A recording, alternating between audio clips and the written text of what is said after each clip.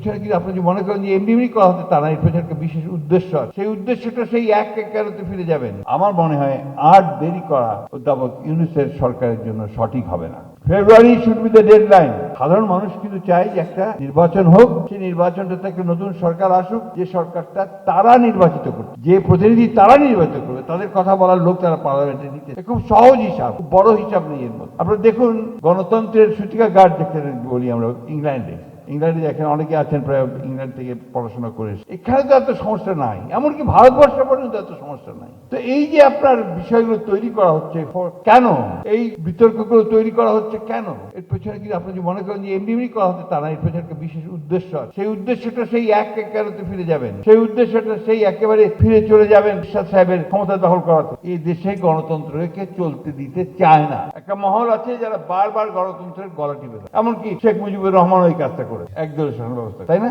সুতরাং আমরা খুব পরিষ্কার কথা আমাদের যে আমরা একটা লিবারাল ডেমোক্রেসি চাই। আমরা চাই যে আমাদের দেশের জনগণ ভোটের অধিকার ফিরে পাক, তার ভোটের অধিকার সে ভোট দিক, ভোট দিয়ে তার প্রতিনিধি সে নির্বাচিত করুক, পার্লামেন্ট তৈরি হোক, সরকার তৈরি হোক, তারা চালাবে 5 বছর। সেই 5 বছরে যদি তারা ব্যর্থ হয়, না পারে, আবার নির্বাচন হবে, নির্বাচনে জনগণ তাদেরকে বাদ দিয়ে দেবে, অন্য দলকে দেবে, তাই তো? এই জায়গাটা যেতে এত তর্ক বিতর্ক।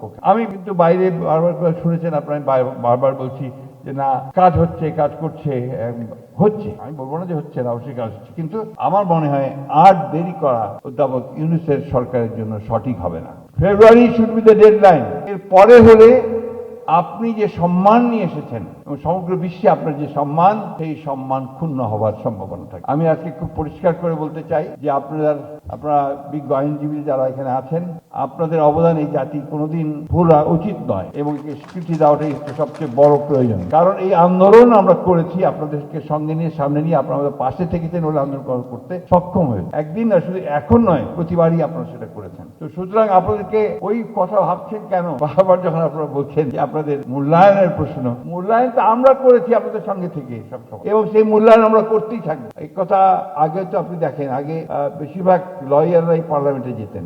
এই এরশাদ সাহেব আসার পরে, হাসিনা আসার পরেই না আপনার এটা অন্যান্য লোকজন এসে ঢুকে পড়েছে, 70% ব্যবসায়ী এসে পড়েছে। তো ওই জায়গাটা এখন আসবে, নিশ্চয়ই দেখবেন যে আপনারাই বিজ্ঞ মানুষ যারা তারাই সামনে আসবেন, যোগ্য মেধাবী মানুষেরই সামনে আসবে।